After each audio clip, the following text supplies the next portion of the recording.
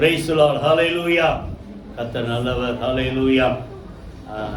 இந்த வாரம் புதன்கிழமை வேதத்தை வாசிக்கும் போது ஆண்டவர் என் இருதயத்தில் பேசினதை இன்னைக்கு நம்ம பார்க்க போகிறோம். முதலாவது ஒரு வசனத்தை வாசிங்க. எபிரெயர் நிருபம், எபிரெயர் 1வது அதிகாரம் 298வது பக்கம், 1ஆம் அதிகாரம் 13-14 2 வசனத்தை வாசிப்போம். எபிரெயர் 1:13-14 வாசிங்க. நான் உம்முடைய சத்துருக்களை உமக்கு பாதபடியாக்கி போடும் வரைக்கும் நீர் என்னுடைய வலது பாரிசத்தில் உட்காரும் என்று தூதர்களில் யாருக்காவது எப்போதாகிலும் அவர் சொன்னதுண்டா? ரட்சிப்பை சுதந்தரிக்க போகிற நிமித்தமாக ஊழியம் செய்யும்படிக்கு அவர்கள் எல்லாரும் அனுப்பப்படும் பணிவிடை ஆவிகளாய் இருக்கிறார்கள் அல்லவா? நல்லா கவனிங்க. இங்க எபிரெயர் 1ஆம் அதிகாரம் நீங்க அப்புறம் வீட்டுல போய் முழுசா படிச்சு பாருங்க. என்ன சொல்றாரு? தேவ தூதர்கள் மனிதரை விட கொஞ்சம் உயர்ந்தவர்கள். ஆனா தேவ தூதர்களுக்கு இல்லாத ஒரு சிறப்பு ஆண்டவர் நமக்கு கொடுத்திருக்கிறார். அடுத்தது, தேவ தூதருக்கு இல்லாத ஒரு சிறப்பை தேவகுமாரனாக இயேசுவுக்கு ஆண்டவர் கொடுத்திருக்கிறார். ஏன்னா அவர் சொல்றாரு, நீர் என்னுடைய வலது பாரிசத்தில் உட்காருன்ட்டு தேவ தூதர்களை பார்த்து சொல்லலையா? யாரை பார்த்தா சொல்றாரு? குமாரனாக இயேசுவை பார்த்தா சொல்றாரு. புரியுதா? அடுத்தது, அந்த தேவ தூதர்கள் எப்படி இருக்கிறாங்க? ரட்சிப்பை சுதந்தரிக்க போகிற நிமித்தமாக அவர்களுக்கு ஊழியம் செய்யும்படிக்கு. சொல்லுங்க, நம்ம எல்லாரும் ரட்சிப்பை ஏற்கனவே சுதந்தரித்து கொண்டவர்கள். நித்திய ரட்சிப்பு எப்போ? அங்க போய் சேரப்போ. அதான் நித்திய ரட்சிப்பு. நித்தியமா அவரோடு கூட இருக்க போகும். அப்போ நம்மளை குறித்து சொல்றாரு, அப்படிப்பட்ட மக்களுக்கு இப்ப சேர்ந்து வாசிங்க, எல்லாம் சேர்ந்து அந்த வார்த்தையை, ஊழியம் செய்யும்படிக்கு அவர்கள் எல்லாரும். யாரு சொல்றாரு? ஏஞ்சல்ஸ், தேவ தூதர்கள் எல்லாரும் தேவ ஜனங்களுக்கு ஊழியம் செய்யும்படிக்கு அனுப்பப்படும் பணிவிடை ஆவிகளாய் இருக்கிறார்கள். மினிஸ்டரிங் ஸ்பிரிட்ஸ் அப்படின்னு போடும்.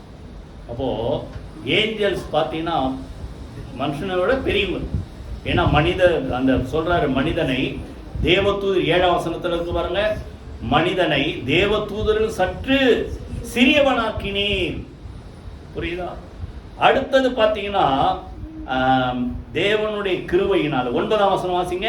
என்றாலும் தேவனுடைய கிருபையினால் ஒவ்வொருவருக்காகவும் மரணத்தை ருசி பார்க்கும்படிக்கு தேவ தூதர்களும் சற்று சிறியவர் ஆக்கப்பட்டிருந்த இயேசு. அவர் தேவ தூதருக்கு மேல. ஏன்னா அந்த உலகம் சிருஷ்டிக்கும் போது ஆண்டவர் சொன்ன வார்த்தை, தேவ தூதர்கள் எல்லாரும் அவரை தொழுது கொள்ள கடவர்கள். அவர் மேலானவர்.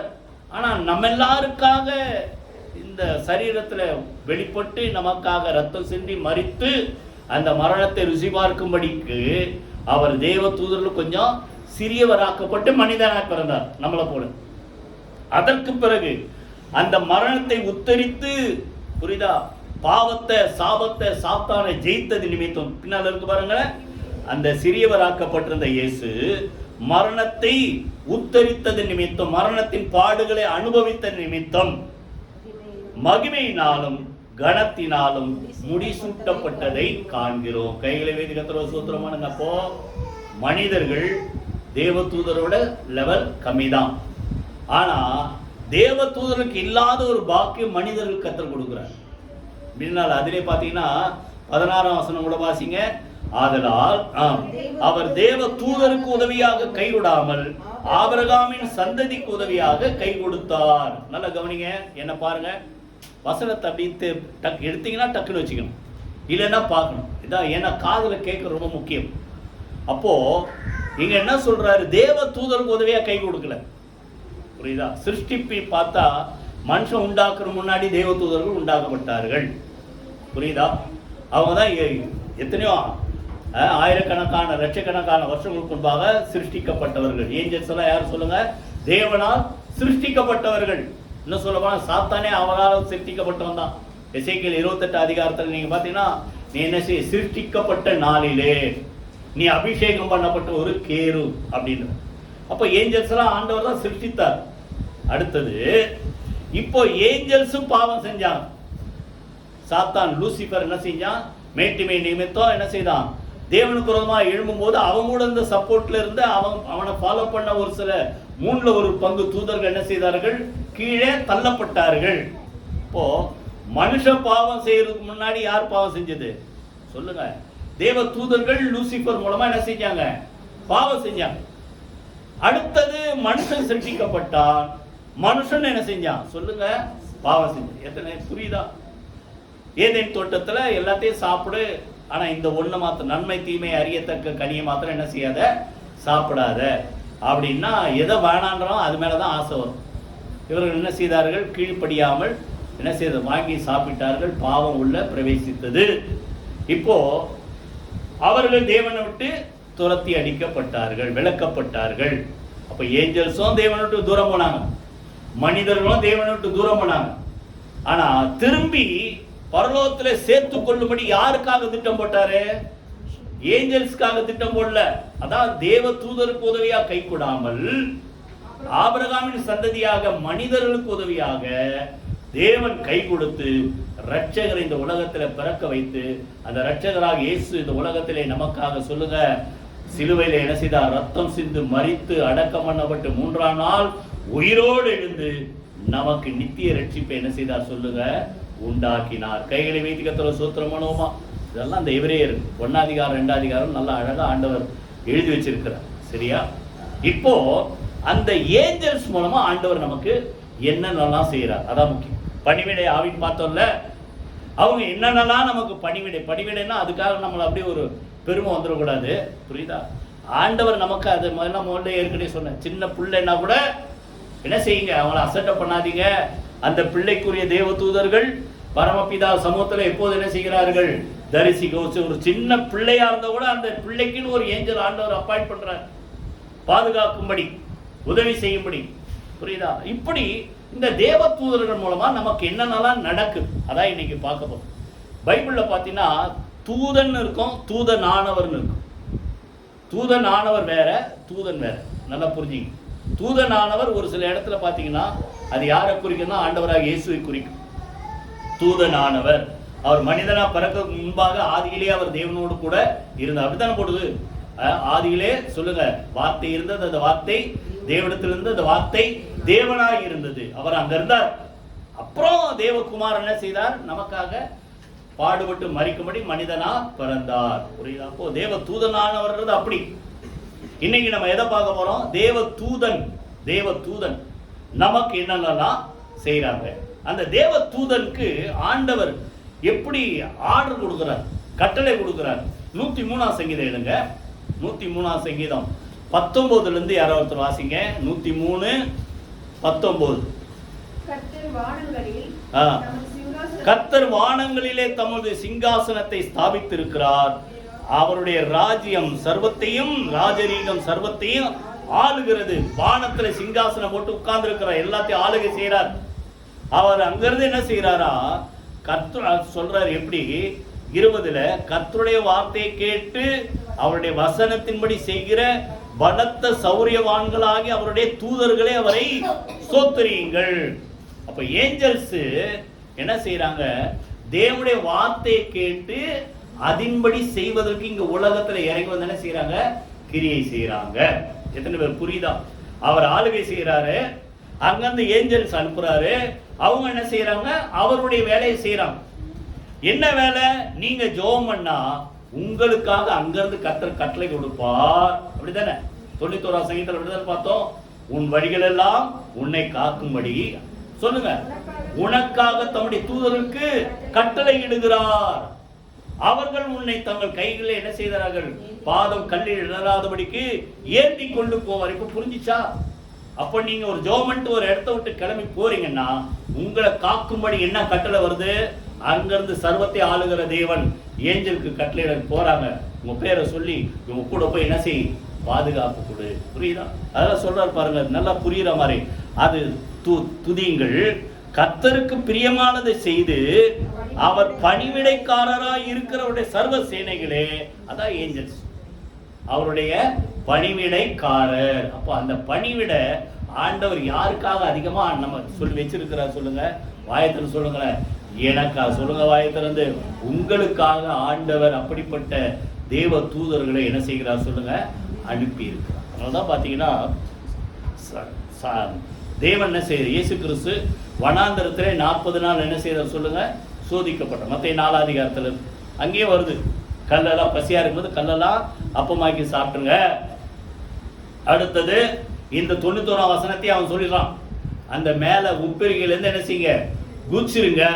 அப்போ தேவ தூதரை அனுப்பி என்ன செய்வாரு, ஆண்டவர் பாதுகாப்பாரு. அப்படின் போது தேவனா கர்த்தர் என்ன செய்யாத, பரீட்சை பார்க்காத அப்படின்னு எழுதியிருக்கு. இப்படி சொல்லி ஜெயிச்சார்.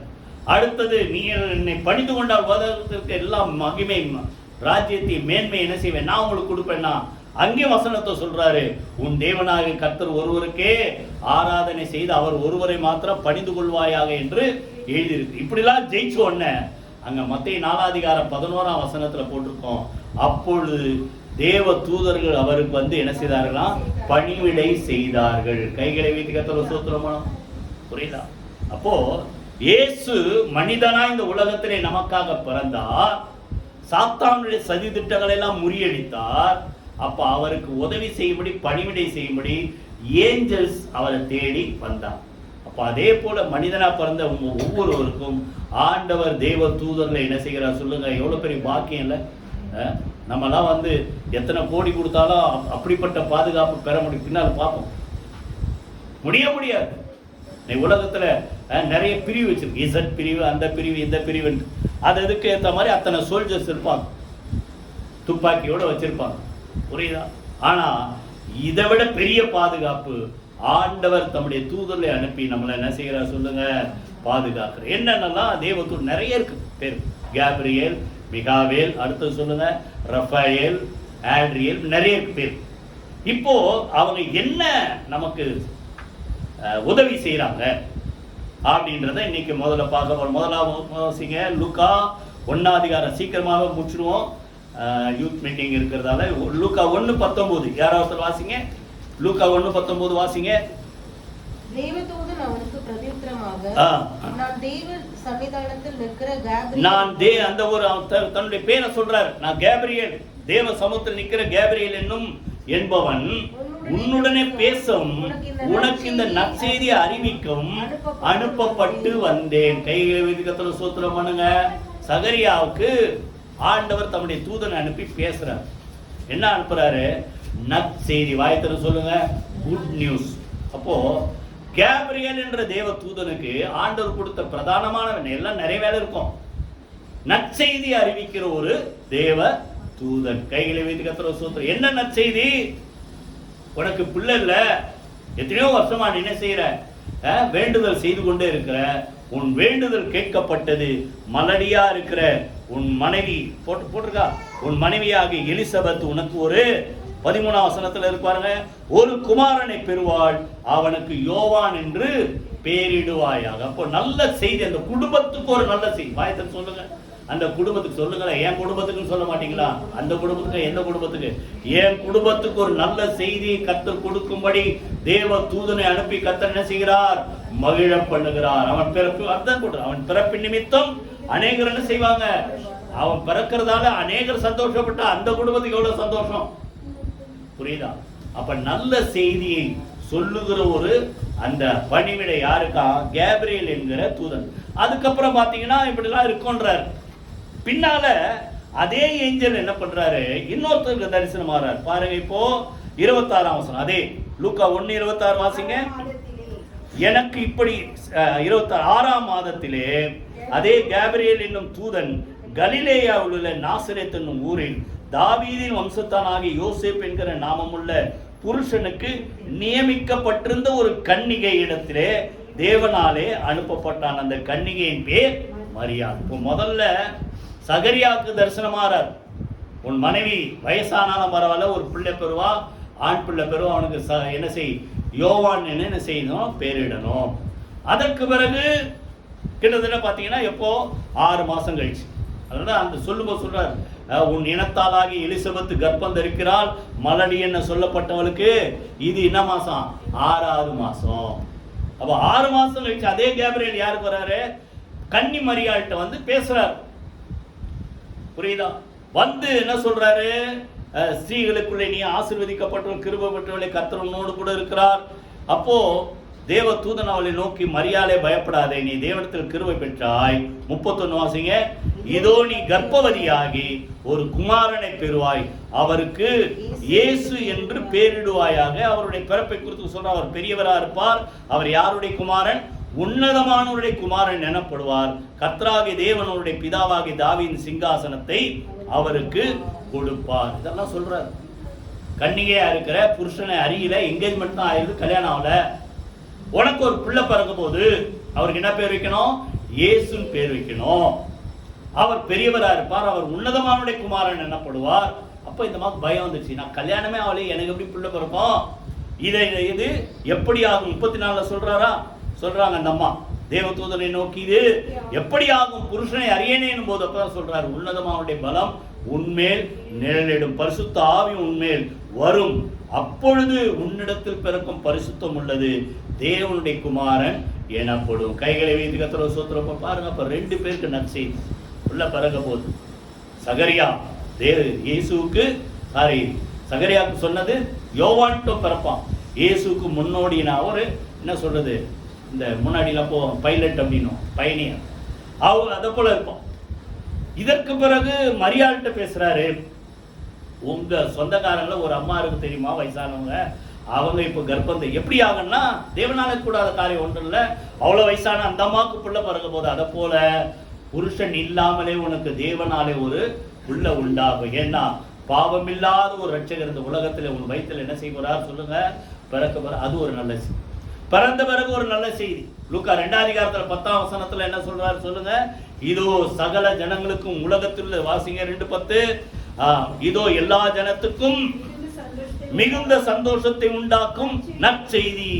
தேவ தூதன் வந்து அந்த மேய்ப்பர்கள் மந்தையை காத்து கொண்டிருக்கிற வேளையில தேவதூதன் வந்து சொல்றாங்க, நல்ல செய்தி உங்களுக்கு இன்று கர்த்தராகிய கிறிஸ்து ரட்சகர் சொல்லுங்க உங்களுக்காக தாவீதின் ஊரிலே பிறந்திருக்கிறார். கைகளை வைத்து கர்த்தரை ஸ்தோத்திரம் பண்ணுவோம்.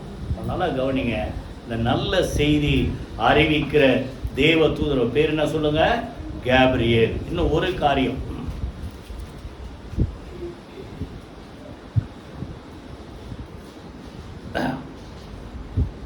சரி, 2வது தானியேல் புஸ்தகம், தீர்க்கதரிசி புஸ்தகம் 10ஆம் அதிகாரம் 13ஆம் வசனம். யாரோ ஒருத்தர் வாசிங்க, தானியேல் 10:13. 1045வது பக்கம், கஷ்டப்படாம எடுங்க, 1045வது பக்கம். பெர்சியா ராஜ்யத்தின் அதிபதி 21 நாள் மட்டும் என்னோடு எதிர்த்து நின்றான், ஆனாலும் பிரதான அதிபதிகள் ஒருவனாகி மிகாவேல் எனக்கு உதவியாக வந்தான், ஆதலால் நான் அங்கே பெர்சியாவின் ராஜாக்கிடத்துல தரித்திருந்தேன். இங்க பாத்தீங்கன்னா தானியேல் தன்னைத்தானே தாழ்த்தி உபவாசம் பண்ணி தேவனை தேடுறதுக்கு ஒருமுகப்படுத்தி ஆண்டவர் தேடி ஜெபம் பண்ணிட்டு இருக்காரு. எவ்வளவு நாள் கழிச்சு? 21 நாள் கிட்டத்தட்ட கழிச்சு தேவ தூதன் வந்து பேசுறார். யார் அவர் பேர் என்ன சொல்லுங்க, மிகாவேல் என்னும் தூதன். புரியுதா? Michael, Gabriel, Michael. அப்ப அந்த தூதன் வந்து சொல்றாரு, முதல் நாளே கட்டளை கொடுத்தாரு, ஆனா இடையில ஒரு போராட்டங்கள், யுத்தங்கள் வந்தது உலகத்துல இல்ல, அந்த வர வழியில ஆகாயத்துல யுத்தங்கள் நடந்தது. அந்த யுத்தத்தை ஜெயிச்சு உனக்கு நான் செய்தியை அறிவிக்கும்படி என்ன செய்திருக்கிறேன், வந்திருக்கிறேன். 14ஆம் வசனத்துல சொல்றாரு பாருங்க, உன் ஜனங்களுக்கு சம்பவிப்பதை உனக்கு தெரிய பண்ணும்படி நான் வந்திருக்கிறேன். அப்போ பிற்காலத்திலே நடக்க போகிற தீர்க்க தரிசன சம்பவங்கள், வார்த்தைகளை அறிவிக்கும்படி ஆண்டவர் என்ன செய்யறாரு, அந்த மிகாவேலுக்கு அனுப்பும் போது அந்த மிகாவேல் சொல்றாரு, அங்க ஒரு பெரிய யுத்தம் நடந்தது. வாசிங்க அடுத்தது, அதிலே அப்படியே 20ஆம் வசனம். நான் உன்னிடத்திற்கு வந்த காரணம் என்னதென்று உனக்கு தெரியுமா? இப்போது யுத்தம் பண்ண நான் திரும்பி போகிறேன். நான் போன பின்பு கிரேக்கு தேசத்தின் அதிபதி வருவான். சத்திய எழுத்திலே கண்டிருக்கிறதை நான் உனக்கு தெரிவிப்பேன். உங்கள் அதிபதியாகி மிகாவேலை தவிர என்னோடு கூட அவர்களுக்கு விரோதமாய் பலம் கொள்ளுகிறவர்கள் யாரும் இல்லை. அப்ப நல்லா கவனிங்க, ஏஞ்சல்ஸ் என்ன செய்யறாங்க, அந்த செய்தி வராதபடிக்கு அது அசுத்த ஆவிகள் தடை பண்ணும்போது அந்த ஏஞ்சல்ஸ் என்ன செய்யறாங்க, யுத்தம் பண்றாங்க. கைகளை வீதி கத்துற சூத்திரமான. அப்போ நல்லா கவனி, முதல்ல என்ன பார்த்தோம், நற்செய்தி அறிவிக்கிற தேவதூதர்கள் நமக்காக.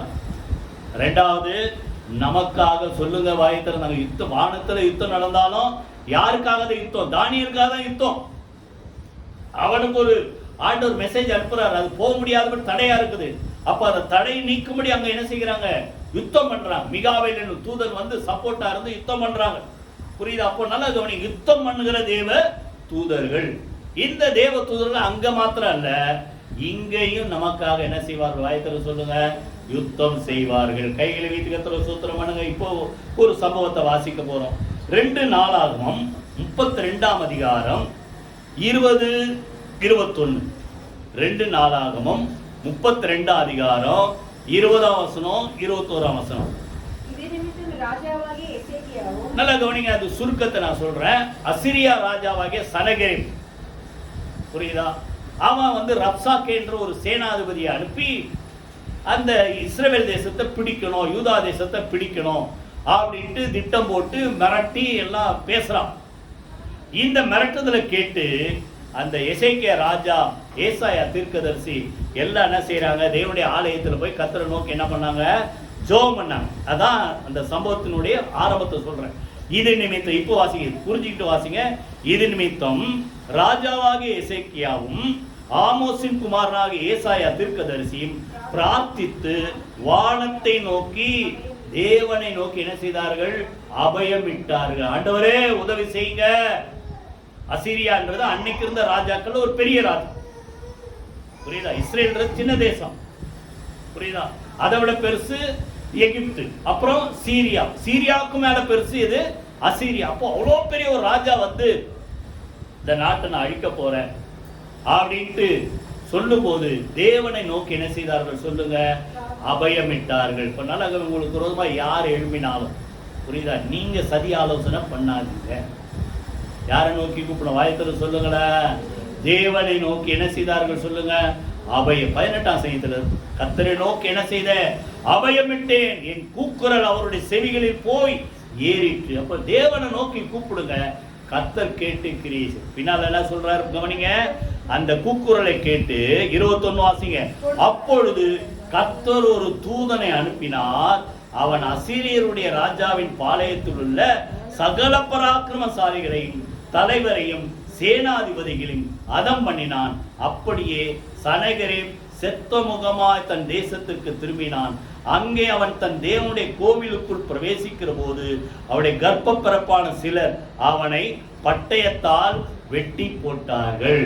நல்லா கவனி, சனகரிப் பெரிய ராஜா, அவனுடைய கிட்ட கீழே எத்தனையோ சேனாதிபதிகள் இருக்கிறாங்க. அதுல ஒரு சேனாதிபதி ரப்சாக்கே, புரியுதா? இவங்க யாரை மிரட்டுறாங்க, எசேக்கியா ராஜாவையும் அங்க இருக்கிற யூத ஜனங்களை மிரட்டுறாங்க. கர்த்தரை நோக்கி கூப்பிட்டோன்னே எத்தனையோ பேர் இல்லை, யாரை அனுப்புறாரு ஆண்டவர்? ஒரு வாயத்தில் சொல்லுங்க, ஒரு தூதனை அனுப்பினார். அங்க இருக்கிற எல்லா பராக்கிரமசாலிகள், எல்லா சேனைகள், எல்லா சேனாதிபதிகள் சங்கரிக்கப்பட்டார்கள். கவுண்டிங் பார்த்தா 1,85,000 ராஜாக்கள் புக்கில் 1,00,000 சொல்லுங்க 85,000 பேர் சங்கரிக்கப்பட்ட ஒரே ஒரு தெய்வத்து. அதனால கவனிங்க, உங்களுக்கு விரோதமா எத்தனை பேர் எழுப்பினாலும் நம்ம வேலை தேவனை நோக்கி கூப்பிடுங்க. கைகளை வைத்து கத்துற சூத்திரமான இவன் என்ன பண்ண பாருங்க. ஒரு அத சம்பவத்தை 18ஆம் அதிகாரம் 2 ராஜாக்கள் 18ஆம் அதிகாரம் எடுத்துங்க, 23-24 2 வசனம். ரொம்ப சுருக்கமாக தான் நான் பார்க்க போறோம். நல்ல கவனிங்க. அந்த ரப்சாக்கே நான் சொன்ன பாருங்க, அந்த அசீரியா ராஜா இல்ல, அவன் அனுப்புன அவனுடைய ஒரு சேனாதிபதியில் ஒரு ஆளு ரப்சாக்கே. அவன் சொல்றான், ராஜா கிட்ட பேசுறான். என்ன சொல்றான், நான் உனக்கு 2000 குதிரைகளை கொடுப்பேன், அவைகள் மேல் ஏறத்தக்கவர்களை சம்பாதிக்க கூடுமானால் அசீரியா ராஜாவாகி என் ஆண்டவனுடைய சபதம் கூறாதே போனால் நீ என் ஆண்டவனுடைய ஊழியக்காரரில் ஒரே ஒரு சிறிய தலைவன், அதான் அவன் பேர், தலைவின் முகத்தை நீ எப்படி திருப்புவாய்? என்ன சொல்றார் சேலஞ்சு? ராஜாலாம் வரலங்க உன்னை அழிக்கிறதுக்கு. அவர்கிட்ட எத்தனையோ சேனாதிபதி இருக்கிற, அதுல ஒரு சின்ன சேனாதிபதி நான். அந்த சின்ன ஆளாகி என்ன அனுப்பியிருக்கிறான், புரியுதா? நீ பெரிய ராஜா தானே, முதல்ல நீ என்கிட்ட என்ன பண்ண, சேலஞ்ச் பண்ணு. 2000 பேர் 2000 பேர் குதிரைகளை கொடுக்குற, 2000 குதிரை வீரர் உங்கள்கிட்ட இருக்குதான்றார். எவ்வளோ அதை எத்தனை பேர் புரியுது? அந்த அவனை எவ்வளோ ஏளனமா பேசணுமோ அவ்வளோ ஏளனமா பேச. உங்கள்கிட்ட 2000 குதிரை வீரர் கூட இல்லை, நீ ராஜா கிட்ட சபதம் பண்றியா? முதல்ல யாரை ஜெயிச்சு காட்டு? அவருடைய சின்ன தலைவனாகிய என்ன ஜெயிச்சு காட்டு. புரியுதா? இப்படிலாம் நடக்கும்போது தான் ஆண்டவர் யாரை அனுப்பினார் சொல்லுங்க? ஒரே ஒரு தேவதூதன். அங்க என்னாச்சு? படிச்சோம், ஏற்கனவே படிச்சுட்டோம். புரியுதா? அங்க இருக்கிற சகல பராக்கிரமசாலிகள், அடுத்தது சேனைகள், அடுத்தது சேனாதிபதிகள் எல்லாம் சங்கரிக்கப்பட்டார்கள். சனேகரேப்பு என்ன பண்ணாரா? ஒருவேளை யுத்த பீட்ல இருந்து கொஞ்சம் விலகி இருந்தாரா தெரியல, செத்த முகமா திருப்பி போயிட்டார். அதான் அசீரியா ராஜா பெரிய ஆளு, அவனுக்கு விட்டார் ஆண்டவரு. அவன் போய் எங்க போனான்? தன்னுடைய தேவனுடைய கோயில்ல போறான். கோயில்ல பணிந்து கொள்ளும் போது யார் கொலை பண்ணாங்க? வெளியிருந்து யாரல்ல, அவனுடைய சொந்த பிள்ளைங்க 2 பேர் அவனை என்ன செய்தார்கள்? கொலை செய்தார்கள். எத்தனை பேர் புரியுது? அப்ப அவன் சொன்னது, ஒரு சின்ன ஆளை கூட உன்னால ஜெயிக்க முடியாது. ஆண்டவர், புரியுதா? அவர் வரல, அவர்கிட்ட எத்தனையோ கோடான கோடி தேவ தூதர்கள் இருக்குது. அதுல ஒரு ஆள் அனுப்புறார், ஒரு ஆள் அனுப்பி மொத்த சேனையை அழிக்கிறாரு. அவன் தலைவனாகிய ராஜாவை அவங்க ஆள வச்சே அவன் கோவிலில் என்ன செய்தான்? கொலை செய்யப்படும். இதுதான் நம்முடைய ஆண்டவர். கையில் வைத்து கர்த்தர் சூத்திரம் பண்ணுங்க, சொல்லுங்க, கர்த்தர் நமக்காக என்ன செய்வார்? யுத்தம் செய்வார். புரியுதா? செய்தி அறிவிக்க வேண்டிய நேரத்தில் நல்ல செய்தி அனுப்புவார். 2வது, உங்களுக்கு யுத்தம் பண்ணனா உங்களுக்காக செய்வார். சொல்லுங்க, யுத்தம் செய்வார் மிகாவேல். 3வது, லூக்கா 22 அதிகாரம். லூக்கா 22 41 இருந்து 60 வாசிங்க. லூக்கா 22 அதிகாரம் 41 இருந்து. அவர்களை விட்டு ஆண்டவர் என்ன செய்யறார்? ஜெபம் பண்ணறதுக்கு போறார். கல்லெறி தூரம் அப்புறம் போய் முழங்கால் படிக்கிட்டு 42 பிதாவே உமக்கு சித்தமானால் இந்த பாத்திரம் என்னை விட்டு நீங்கும்படி செய்யும், ஆயினும் என்னுடைய சித்தத்தின்படி அல்ல உம்முடைய சித்தத்தின்படியே ஆக கடவது என்று ஜெபம் பண்ணினார். அப்பொழுது வானத்திலிருந்து, சொல்லுங்க, ஒரு தூதன், வாயத்தில சொல்லுங்க, வானத்திலிருந்து ஒரு தூதன் தோன்றி அவரை பலப்படுத்தினான். கையில வைத்து கர்த்தர் சூத்திரம் பண்ணும். புரியுதா? அப்போ இயேசு அந்த தேவ சித்தம் நிறைவேறது போராட்டம். சத்துரு சிலுவைக்கு போறதுக்கு முன்னாடி அவரை அழிக்கலாம்னு திட்டம் போடுறான். அப்போ ஆண்டவர் ஜெபம் பண்றார், ஆண்டவரே இந்த பாத்திரத்தில், மத்தேயுல என்ன சொல்றாரு? இந்த பாத்திரத்தில் நான் பானம் பண்ணினாலொழி இது நீங்க கூடாதாகில் உடைய சித்தத்தின்படி என்ன செய்யட்டும்? நடக்கட்டும். இங்க என்ன சொல்றாரு? நீங்கும்படி செய்யும், ஆனாலும் என் சித்தம்படி அல்ல உடைய சித்தத்தின்படி ஆக கடவுதுன்னு சொல்லி அந்த போராட்டத்தின் மத்தியில ஆண்டவர் ஜெபம் பண்ணும்போது அங்க பாத்தீங்கன்னா அவர் ஊக்கத்தோட ஜெபம் பண்றதால வேர்வை ரத்தத்தின் பெருந்துளிகளை, எவ்வளவு பெரிய போராட்டம் இருக்கு பாரு, வேர்வை ரத்தம் போல வடியுது அவர் சரீரத்தில். அவ்வளோ ஒரு போராட்டத்தோட ஜெபம் பண்ணும்போது யாரை அனுப்பி ஆண்டவர் பலப்படுத்துறாரு சொல்லுங்க? தேவ தூதனை அனுப்பி கர்த்தர் பலப்படுத்தினார். கை வைத்து கர்த்தர் சோத்திரம் பண்ணுங்க. அப்ப நீங்க சோர்ந்து போற நேரத்துல சொல்லுங்க, யாரை அனுப்புறாரு? தேவ தூதனை கர்த்தர் அனுப்பி உங்களை பலப்படுத்துகிறார். கைகளை வைத்து கர்த்தர் சோத்திரம் பண்ணுங்க. எலியா பாத்தீங்கன்னா 18 அதிகாரத்துல 1 ராஜாக்கள் பெரிய ஒரு எழுப்புதல், 450 ஒரு 400 850 பொய் தீர்க்கதரிசிகளே சங்காரம் பண்றான். நாடே என்ன செய்து மனம் திரும்பிச்சு. கர்த்தரே தெய்வம், கர்த்தரே தெய்வம் என்ன செய்தார்கள்? ஒருமித்து கூப்பிட்டா. இதெல்லாம் நீங்க படிப்பீங்க. இதை கேள்விப்பட்டு அந்த ஆகாபனுடைய ராஜாவுடைய மனைவி எசபேல் அவ சொல்றா, எங்காலும் 850 பேர் நீ கொன்னியா? அவங்களுக்கு நடந்தவாறு நாளைக்கு உனக்கு செய்யற பாருன்னு. இவர் என்னாச்சு? சோர்ந்து போய் எங்க போய் படுத்துட்டாரு? சூரச்செடியில போய் படுத்துட்டார். அங்கேயும் யாரெல்லாம் அனுப்புறாரு ஆண்டவர்? நீங்க அப்புறம் படிச்சு பாருங்க. தேவ தூதனை அனுப்பி பலப்படுத்துற. எப்படி? முதல்ல சாப்பாடு கொடுத்து பலப்படுத்துற.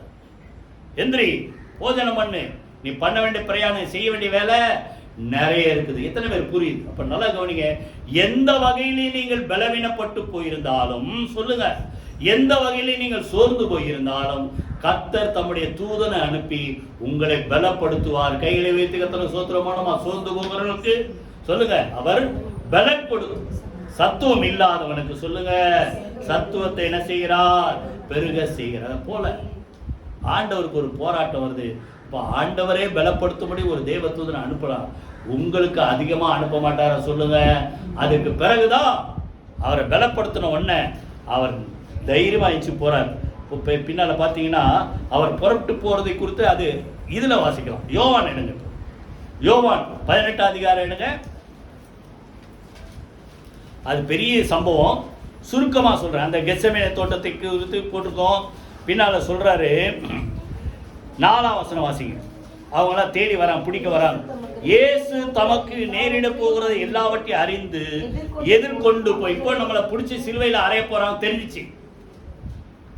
அவர் ஜெபம் பண்ண உடனே தேவ தூதனை அனுப்பி கர்த்தர் பலப்படுத்திட்டார். அப்போ அவர் சந்திக்க வேண்டிய போராட்டம் ஒன்று இருக்குது. சிலுவையில ஜனங்களுக்கு என்ன செய்யணும்? ரத்தம் சிந்தி மறிக்கணும். அதை நிறைவேற்றுவதற்கு தேவ தூதனை அனுப்பி கர்த்தர் பலப்படுத்தணும். என்ன நடக்குது?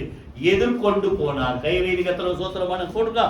நேரிட போகிற எல்லாவற்றையும் அறிந்து பின்வாங்கி போல, புரியுதா? எதிர்கொண்டு போய் யாரை தேடுறீங்க அப்படின்ற இவரே கேட்கிற, யாரை தேடி வரீங்க? அவங்க சொல்றாங்க, நசரேயனாகிய இயேசுவை தேடி வருகிறோம். அவர் சொல்ற ஒரே ஒரு வார்த்தை, நான் தான், நான் தான் அப்படின்னு ஒண்ணு. அந்த வார்த்தையின் வல்லமை தாங்காம பின்னால விழுந்தான் அத்தனை பேரும். மத்தால என்ன பண்ணுவான்? அவன் தான் விழுந்து மயக்கடிச்சு விழுந்தான். நம்ம வேலையை பார்ப்போம் போல. மயக்கம் தெளிகிற வரைக்கும் அங்கதான் நிக்கிறார். அதுக்கப்புறம் திருப்பி எஞ்சி கேட்கிறான். நிற்கும் போது திருப்பி கேட்கிறார், யாரை தேடுகிறீர்கள்? அவங்க அதே சொல்றாங்க, இயேசுவை தேடி வந்தோம். என்ன பிடிக்கிறதா தான் சொல்றாரு பாருங்க. நான் தான் என்று சொன்னேனே 8ஆம் வசனத்துல, என்னை தேடுகிறது உண்டானால் இவர்களை போக விடுங்கள். எவ்வளவு தைரியமா நிக்கிறார். கைகளை வீதி கர்த்தர் சூத்திரம் பண்ணுவோமா? அப்போ தேவ சித்தத்துக்கு தன்னை ஒப்பு கொடுத்து உடைய சித்தத்தும்படி ஆக கடவுதுன்னு சொல்லி ஜெபம் பண்ணும்போது அவரை பலப்படுத்துவதற்கு சொல்லுங்க, ஆண்டவர் தேவ தூதனை அனுப்பி என்ன செய்தார் சொல்லுங்க, பலப்படுத்த. அப்போ நல்லா கவனி, உங்களுக்குள்ள நிறைய போராட்டம். தேவனே பலப்படுத்துவார் ஒரு சில நேரத்தில். அப்போஸ்தலர் 8:26 தான் புரியுதா? நம்முடைய பலவீனங்களிலே ஆவியானவர் என்ன செய்கிறார் சொல்லுங்க, நமக்கு உதவி செய்கிறார். ஏற்றபடி வேண்டிக் கொள்ள வேண்டியது இன்னதென்று அறியாதிருக்கிற நேரத்தில் வாக்கு கடங்காத பெருமூச்சலோடு கூட நமக்குள்ள இருந்து நமக்காக என்ன செய்யறார் சொல்லுங்க, வேண்டுதல். அப்புறம் அவரே உள்ள வந்து பலப்படுத்துறார். ஒரு சில நேரத்துல தேவ தூதனை அனுப்பி என்ன செய்யறார், பலப்படுத்துறார். ஒரு சம்பவத்தை நான் வாசிட்டு முடிச்சிருவோம், அடுத்த பாயிண்ட் போவோம். 27ஆம் அதிகாரம் நீங்க சுருக்கமா சொல்ற கவனிங்க. நிறைய போராட்டம். அந்த கப்பல் பிரயாணத்துல ரோமாபுரிக்கு போறதுக்கு கப்பல் ஏறி போறாங்க. எதிர்காற்று வந்தது, கடுங்காற்று வந்தது, பெருங்காற்று வந்தது, புயல் வந்தது, புரியுதா? கடல் கொந்தளிப்பு, படகு சேதமா, கப்பல் சேதம், இதெல்லாம் வருது. இதெல்லாம் பார்த்து உயிருக்கு பயந்து இவங்களால சாப்பிட கூட இல்லை. எத்தனை நாள் சாப்பிடலையா?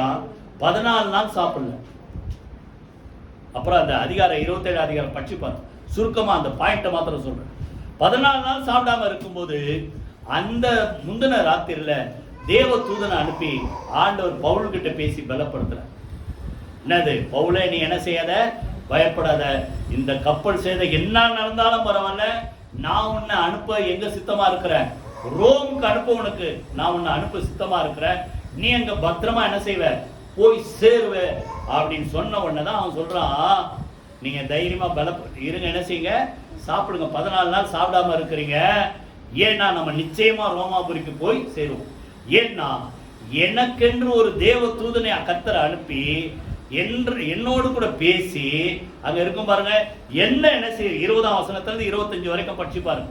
என்னை பலப்படுத்தினார், ஆகையினால எனக்கு சொன்னபடியே கர்த்தர் என்ன போய் செய்வார், கொண்டு போய் ரோமாபுரியில நிறுத்துவார். என் கூட நீங்க பிரயாணம் பண்ணீங்கன்னா நீங்களும் பத்திரமா என்ன செய்யலாம், அங்க போய் சேர முடியும். கையில வைத்து கர்த்தர் சூத்திரம். அப்போ எந்த வகையில நீங்கள் சோர்ந்து போனாலும், ஒருவேளை பயம் சூழ்ந்திருந்தாலும், கர்த்தர் நம்மை தேவ தூதனை அனுப்பி என்ன செய்யறார் சொல்லுங்க, பலப்படுத்துகிறார். கையில வைத்து கர்த்தர் சூத்திரம். 4வது அப்போஸ்தலர் நடபடிகள் 12:11, 12 அதிகாரம் 11ஆம் வசனம். 179 பக்கம், 179 பக்கம். நல்லா கவனிங்க. பேதுருவுக்கு தெளிவு வந்தபோது ஏரோதின் கைக்கும் யூத ஜனங்களின் எண்ணங்களுக்கும் என்னை விடுதலை ஆக்கும்படிக்கு கர்த்தர் தம்முடைய தூதனை அனுப்பினார் என்று நான் இப்பொழுது மெய்யாகவே அறிந்திருக்கிறேன். இதுவும் நீங்க ஃபுல்லா படிச்சாதான் புரியும். சுருக்கமா சொல்ல, அங்க தேவ தூதனை அனுப்பி 2 காரியத்துக்கு விடுதலை ஆக்குறாங்க. எதுக்கு சொல்லுங்க? முதல்ல ஏரோதின் கை. ஏரோதின் கை என்ன பண்ணுச்சு? ஒவ்வொரு அப்போஸ்தலரையும் கொலை பண்ணுச்சு. அப்படித்தானே போட்டுது. ஏரோது சபையிலே சிலரை துன்பப்படுத்தும்படி தொடங்கி முதல்ல யாரு? யோவானுடைய சகோதரனாகி யாக்கோபை கொலை பண்றான். இது யூத ஜனங்க பிரியமா இருக்கணும்னு ஒரு ஆளை காலி பண்ணலான்றான். அதான் ஏரோதின் கை, கொலகார கை. அப்போ அவனுடைய கைக்கு தப்பு வைக்கும்படி கர்த்தர் தேவ தூதனை அனுப்பி விடுதலை ஆக்கினார். கைகளை வைத்து கர்த்தரை ஸ்தோத்திரம். 2வது தீமையான எண்ணங்கள். ஒரு சிலர் கையை நீட்டி விரோதமா நிற்பாங்க, ஒரு சிலர் கையை நீட்டு பயப்படுவாங்க. மறைமுகமா என்ன செய்வாங்க? செய்யறாங்களா? மறைமுகமா சதி பண்ணுவாங்க. அப்ப அப்படிப்பட்ட தீமையான எண்ணங்களுக்கும் கர்த்தர் தேவ தூதனை அனுப்பி என்ன செய்யறார் சொல்லுங்க? நம்மளை விடுதலை ஆக்குகிறார். கைகளை வைத்து கர்த்தரை ஸ்தோத்திரம் பண்ணணும். அங்க பாத்தீங்கன்னா என்ன ஒரு பாதுகாப்பு. பேதுரு பிடிச்சி அங்க போட்டிருக்கு பாருங்க. வகுப்புக்கு 4 போர் சேவகராக ஏற்படுத்தின 4 வகுப்புகள். புரியுதா? டைம் போட்டு ஒவ்வொரு இதுலயும் 4 பேர் அவனுக்கு காவல். அதே போல சிறைச்சாலையில போடும்போது சபை மக்கள் என்ன பண்ணாங்களாம்? வாசிங்க 5ஆம் வசனம்.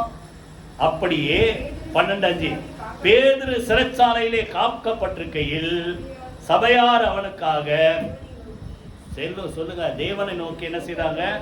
ஊக்கத்துடனே, சொல்லுங்க ஊக்கத்துடனே. இப்போ அவரை கொண்டு போய் குடிச்சு போட்டாங்க. சபையார் எப்பா கொஞ்ச நாளைக்கு தொல்லை இல்லாம அவர் அங்கேயே இருக்கட்டும் விட்டாங்களா? இது வேற என்ன லேட்டா வரீங்கன்னு கேட்கிறாரு. இதுக்கே வரல அதுக்கே வரல கேட்கிறாரு. ஒன்றும் இல்லை. அவன் ஜெயிலில் இருக்கும்போது சொல்லுங்க சபையார் வாயை திறக்க மாட்டேங்கல. சபையார் என்ன செய்தார்களா? எப்படி ஜெபம் பண்ணாங்களா? ஊக்கத்தோட ஜெபம் பண்ணினார்கள். கர்த்தர் ஜெபத்தை கேட்கிறார், தேவ தூதரை அனுப்புறார். புரியுதா? அங்க வந்தவன நல்லா கவனிங்க. தேவ 7ஆம் வசனத்துல இருக்க. அப்பொழுது கர்த்தருடைய தூதன் அங்கே வந்து நின்றான். நின்ன உடனே அறையிலே வெளிச்சம் பிரகா, சிறைச்சாலைக்குள்ள வெளிச்சம். பேதுரு விழாவில் அப்படி தட்டுற. என்ன தூங்குற? எதிரி தட்டின உடனே என்னாச்சான்? அவன் சங்கிலி உடனே இருக்கா, உடனே சங்கிலிகள் அவன் கைகளிலிருந்து விழுந்தது. கீ வச்சு திறக்கல, சங்கிலியை ஒரு உளி இதா வச்சு உடைக்கல. சும்மா தோல்ல தர. என்னப்பா தூங்குற? எந்திரி நம்ம போலாம், கிளம்பி வெளியே. அதே போல பின்னால பாத்தீங்கன்னா அவன் புறப்பட்டு போய் பின்னால போகும்போது கதவு அங்க இருக்கும் பாருங்க. 10வது வசனம். 1ஆம் காவல், 2வது காவல், இத்தனை காவல் கடந்து வெளியே வந்துட்டே இருக்காங்க. இருப்பு கதவண்டைகள் வரும்போது அது அவர்களுக்கு தானா திறக்குது. உங்களுக்கு விரோதமா யார் என்ன சதி பண்ணாலும் கர்த்தர் எல்லாவற்றிலும் என்ன செய்வார் சொல்லுங்க? விடுதலையா. சங்கிலிகள் கழன்றது, இருப்பு கதவு என்ன பண்ண சொல்லுங்க? தானா திறந்து வழிவிட்டு. இப்பதான் சொல்றாரு. தேவ தூதனை அனுப்பி கர்த்தர் என்ன செய்தார்? இந்த ஏரோதனுடைய கொடுமையான கைக்கும் யூத ஜனங்களுடைய தீமையான எண்ணங்களுக்கும் கர்த்தர் என்ன செய்தார் சொல்லுங்க? என்னை விடுதலையா. அதே ஏஞ்சல் இன்னொரு காரியத்தை செய்றார். இதெல்லாம் உடனே அங்க பேதுரு காணோன்ன உடனே அந்த அந்த காவல்ல இருந்து எல்லாரையும் நியாயம் தீர்த்து அவனுக்கு தண்டனை கொடுத்தாரு. ஏரோது தண்டனை கொடுத்து என்ன பண்றாரு? இப்போ 21ஆம் வசனம் வாசிங்க. அதிலே 12:21 வாசிங்க. குறித்த நாளிலே ஏரோது ராஜ வஸ்திரம் தரித்து கொண்டு சிங்காசனத்தின் மேல் உட்கார்ந்து அவர்களுக்கு பிரசங்கம் பண்ற வேலையா அவருக்கு? சிங்காசனத்தை உட்கார்ந்து என்ன பண்றாரா? பிரசங்கம் பண்ற. சரி, பிரசங்கம் பண்ண கூட பரவாயில்ல. இவன் என்ன சொல்றான்? கேட்கிறவங்க ஜனங்கள் இது மனுஷ சத்தம் தேவனே பேசிட்டார். யாரை புகழணும் புரிஞ்சு தப்பா செய்யக்கூடாது. ஏரோது எவ்வளவு கொடுமையான ஒரு ஆள். அவன் பிரசங்கம் பண்றான், அதை கேட்டு இது மனுஷ சத்தம் இல்லை, இது தேவ சத்தம் புகழ்ந்த உடனே அப்பா ஐயோ நான் தேவன்லாம் இல்லப்பா, நான் சாதாரண ஒரு ஆள் தான், சாதாரண ஒரு ராஜா தான் அவன் சொல்லியிருக்கணும். சொல்லாம இருந்ததால என்னாச்சு வாசிங்க, அவன் தேவனுக்கு மகிமை செலுத்தாதபடினா உடனே கர்த்தருடைய தூதன் அவனை அடித்தான், அவன் புழு புழுத்து இறந்தான். பேதுருவை தட்டுறாரு, சங்கிலி கழுது. அதே போல ஏரோது தேவனுக்கு மகிமை செலுத்தாதபடினால அவனே ஒரு, ஆக்சுவலா பார்த்தா இங்கிலீஷ்ல பார்த்தா ரெண்டும் ஒரே வார்த்தை தான், ஸ்போர்ட் அப்படி. அவனும் ஒரு தட்டு தட்டுறாரு, அவன் என்ன பண்ணான சொல்லுங்க, புழு புழுத்து இறந்தான். அதுக்காக இப்ப இருக்கிற அப்படிப்பட்ட ஆளுங்களாம் அப்படி இருக்கணும் நான் சொல்லல, புரியுதா? நல்லா கவனிங்க. எந்த எண்ணங்களுக்கும் எப்பேற்பட்ட கொடுமையான மக்களுடைய கைகளுக்கும் விடுதலையாக்கும்படி கர்த்தர் நம்ம என்ன செய்வார் சொல்லுங்க, தேவ தூதனை அனுப்பி விடுவிப்பார். கைகளை வைத்து கர்த்தரை சோத்திரம் பண்ணுவோமா? அங்க சிங்க கபில கொண்டு போய் போடுறாங்க. யார? தானியேல. பொய் குற்றச்சாட்டாது. ஆனாலும் ஆண்டவர் என்ன செய்தாரு, சிங்கத்தின் வாயை கட்டி போட்டு தேவ தூதனை அனுப்பி சிங்கத்தின் வாயை கட்டி போட்டு யாரை காப்பாத்தினார்? தானியேலை கர்த்தர் காத்தார். கைகளை வைத்து கர்த்தரை சோத்திரம் பண்ணுவோமா? அப்போ நல்லா கவனிங்க. நாலாவது தேவதூதர், மூணாவது என்ன பார்த்தோம், பலப்படுத்துகிற தேவதூதர். நாலாவது சொல்லுங்க, நம்மை விடுதலை ஆக்குகிற தேவதூதர்கள். கடைசி அஞ்சாவது ரொம்ப சுருக்கமா பார்த்து முடிப்போம். ஆதியாகமம் 24:40. ஆதியாகமம் 24:40 வாசிங்க.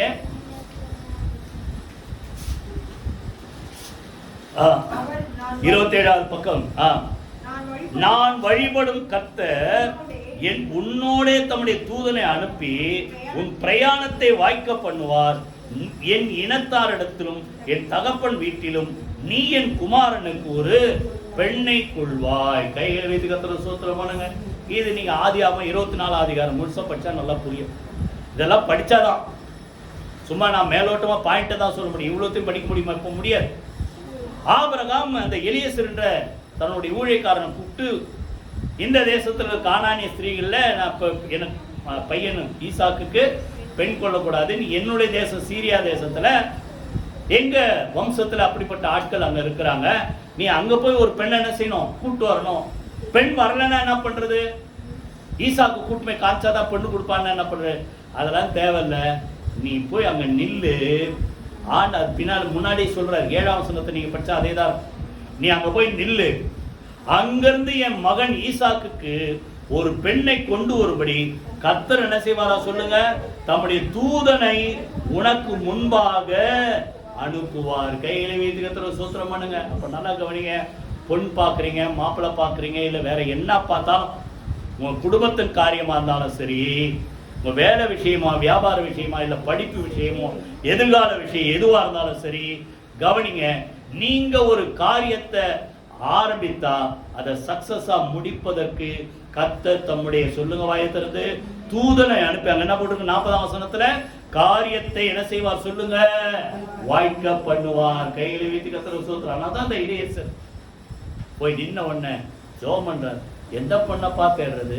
இந்த ஊர்ல எத்தனையோ பொண்ணுங்க இருப்பாங்க, அதெல்லாம் நம்ம ஏற்கனவே பார்த்துட்டோம். நான் தண்ணி கேட்பேன், நான் கேட்காமலே என் கூட வந்திருக்கிற ஒட்டகத்துல யார் தண்ணி கொடுக்குறாங்க, கரெக்டா அதே குடும்பத்துல இருந்து அந்த பொண்ணு வருது, ரெபேக்கா. இவர் எந்த குடும்பத்தை பேரெல்லாம் சொல்லி அனுப்பல. போகும்போது நீ போப்பா பெத்துவேல் குடும்பத்துல போய் ரெபேக்கான ஒரு பொண்ணு இருக்கா ஈஸி, அங்க போய் ஒரு பெண்ணை கூட்டுவா. அப்போ இவர் மைண்ட்ல இருக்கிற அந்த பொண்ணு அங்க போய் கரெக்டா இவருடைய ஜபத்துக்கு கர்த்தர் பதில் கொடுத்து கரெக்டா ரெபேக்கால் வரா, ஒட்டகத்துல தண்ணி மாத்துறா. பின்னால பார்த்தா வீட்டுல போனா அந்த மக்கள் சொல்றாங்க, இந்த காரியம் கர்த்தரால் வந்தது. நான் என்ன செய்து சொல்லுங்க, கர்த்தருடைய நாமத்தை என்ன செய்தார்கள், துதித்தார்கள். கையில வீட்டு கர்த்தரை ஸ்தோத்திரம். பின்னால பாத்தீங்கன்னா அந்த அதிகாரம் முடியும் போது அவன் அந்த ஒரே ஒரு வார்த்தை மாத்திரம் வாசித்து முடிச்சிருவோம். நல்லா கவனிங்க. 61ஆம் வசனம் வாசி.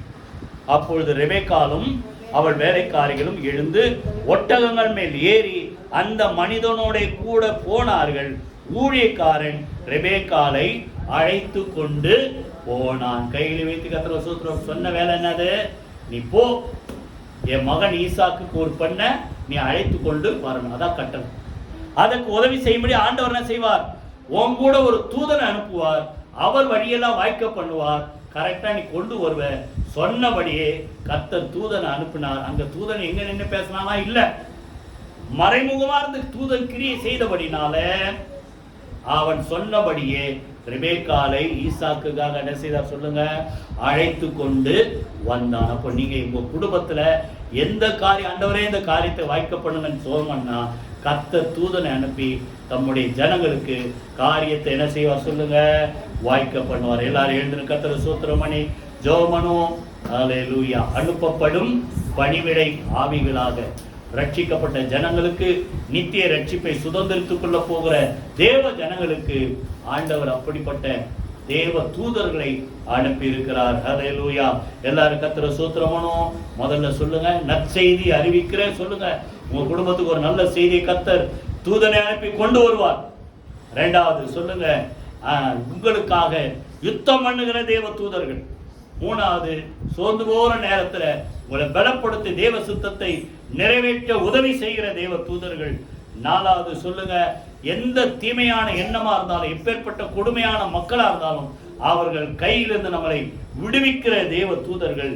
ஐந்தாவது, உங்க குடும்பத்துக்கு என்ன காரியத்துக்காக ஜெபம் பண்றீங்களோ இந்த காரியத்தை வாய்க்க பண்ணும்படி தேவ தூதனை அனுப்புவார். எல்லாரும் அப்படியே கர்த்தரை ஸ்தோத்திரம் பண்ணுங்க. எந்தெந்த காரியத்தில் உங்களுக்கு ஆண்டவர் அப்படிப்பட்ட தேவ தூதர்களை அனுப்பணும் வாயத்துல சொல்லுங்க. ஆண்டவரே, இந்த காரியத்துல ஒரு தூதனை அனுப்புங்கப்பா. தூதன் மாத்திரமல்ல, அங்க பத்துங்க மோசே கிட்ட சொல்றேன்னா, நான் வரமாட்டேன், தூதனை தான் அனுப்புவேன்னா திருப்தி படல. ஆண்டவரே, தூதன் வந்தா போதாது, நீங்களே வரணும். இப்ப எல்லாம் சேர்ந்து சொல்லுவோம், தூதன் அனுப்புங்க. எல்லாத்துக்கும் மேல நீங்க கூட இருந்து நடத்துங்க. கைகளை வைத்து கர்த்தரை ஸ்தோத்திரம் பண்ணுவோம். அன்பின் பிதாவே, உம்முடைய நாமத்தை நாங்கள் உயர்த்துகிறோம், மகிமைப்படுத்துகிறோம். தேவ ஜனங்கள் ஒவ்வொருவருக்கும் ஆண்டவரே கர்த்தர் கூடவே இருந்து கிரியை செய்து வருகிறேன், ஆசீர்வதித்து வருகிறேன். அவர்களுக்கு உதவி செய்யும்படியாக, நற்செய்தி அறிவிக்கும்படியாக, அவர்களுக்கு யுத்தம் செய்யும்படியாக, அவர்களை பலப்படுத்தும்படியாக, அவர்களுக்கு காரியத்தை வாய்க்க பண்ணும்படியாக தேவ தூதரை அனுப்பி கர்த்தர் ஆண்டவரே நீர் அவர்களுக்கு உதவி செய்வதற்காக நன்றி செலுத்துறோம். எந்தெந்த சூழ்நிலையில எப்படிப்பட்ட உதவி தேவையோ அப்படிப்பட்ட சூழ்நிலை கேட்ட தேவ தூதரை அனுப்பி இந்த பிள்ளைகளை கர்த்தர் பாதுகாப்பீராக, விடுவிப்பீராக, நாமத்தை மகிமைப்படுத்துவீராக. இயேசு கிறிஸ்துவின் ஜீவனுள்ள ஜெயமுள்ள நாமத்தில் ஜெபிக்கிறோம் நல்ல பிதாவே, ஆமென், ஆமென். நம்முடைய கர்த்தராகிய இயேசு கிறிஸ்துவின் கிருபையும் பிதாவாகிய தேவனுடைய அன்பும் பரிசுத்த ஆவியானவருடைய அன்யோன்ய ஐக்கியமும் நம் அனைவரோடு சகல பரிசுத்த அனைவரோடும் ஆண்டவராகிய இயேசு கிறிஸ்து வருகப்பட்டு இருப்பதாக. என் ஆத்துமாவே கர்த்தரை ஸ்தோத்திரி, என் முழுமே பரிசுத்த நாமத்தை ஸ்தோத்திரி. என் ஆத்துமாவே கர்த்தரை ஸ்தோத்திரி, அவர் செய்த சகல உபகாரங்களை மறவாதே. ஆமென், ஆமென், ஆமென். God bless you.